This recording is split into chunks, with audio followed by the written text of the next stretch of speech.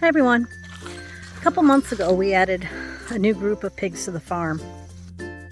This is Freddie, our boar. He loves his ears rubbed. This is Emma. Belly rubs are her favorite thing in the world. There's Miss Piggy, one of our original pigs.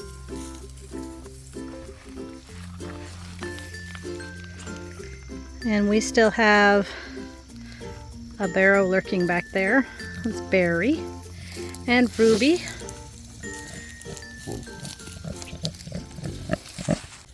We also brought home another sow named Buttercup and her two piglets. They went to our family over at the Healing Homestead. Buttercup is doing great there. She actually farrowed again just a few weeks ago. We also kept another sow, Mistletoe. She gave us a bit of surprise. We weren't sure if or when she might be due, since she had been with the boar for a while before we bought them.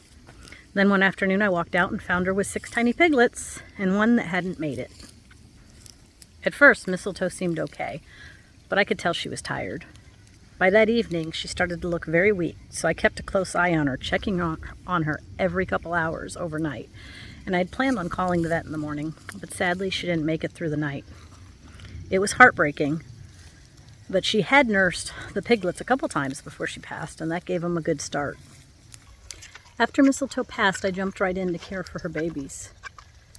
As I said, she had nursed them a couple times, which helped, but they still needed extra support. For their first feedings, I actually used goat colostrum since it was what I had on hand. Later that morning, I made a quick trip to the farm store and got a package of pig colostrum along with some multi-species milk replacer. So instead of bottle feeding, which is risky for piglets because they can aspirate, I encourage them to tray feed. I had to get a little creative to keep them from standing in the milk. An upside down bowl on top of a pie pan worked perfectly. What I did last time to stop them from climbing over is I did that. Well, you won't drink out of the bowl, so I'm trying to teach these day-old piglets how to eat from a bowl.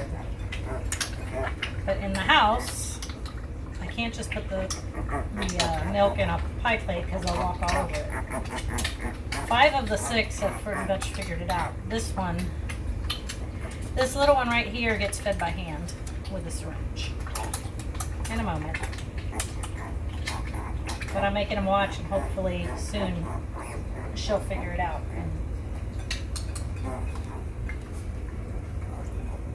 But as you can tell, they just walk all over it anyway. No more.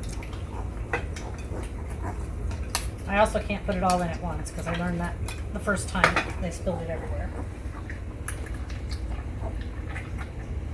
So hopefully soon we'll be able to feed them all in a tray. For the 2 that didn't take the tray right away, I used a syringe. 6 little mouths every couple hours would have been very exhausting with bottles. But the tray made it a lot easier, and they learned pretty fast. It's been amazing to watch them grow, figure out things on their own. This one has learned to latch on and suck where I don't even have to plunge it, which I don't like because I want them to start learning how to use with the bowl. Even the little one who took a bit longer to catch on eventually got the hang of it. I was feeding that one for probably about a week and a half with a syringe. Too much.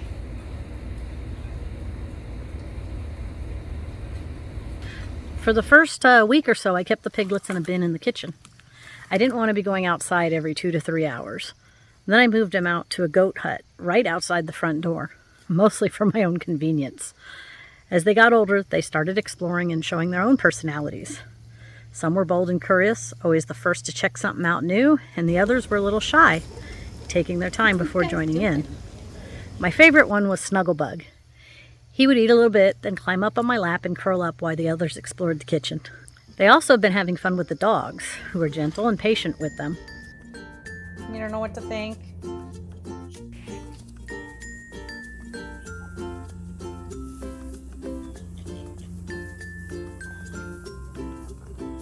The barn cat and the chickens have become part of their little world too, sniffing, chasing, and just hanging out together. Watching the piglets interact with the dogs, the cats, the chickens, and each other has been one of my favorite things. These moments made all the hard work worth it and showed how resilient and adaptable these little orphans have been. At about 2 weeks old, I started letting them have solid food. And at around 4 weeks old, I started looking for homes for them. We kept one as a feeder pig, but all the rest have found new homes. In a future video, I'll dive into exactly how we raised 6 orphan piglets successfully, from tray feeding to housing to socialization and everything in between. So if you're curious about how it all came together, stay tuned. Thanks for joining me today, and I hope you've enjoyed meeting these little ones as much as I have.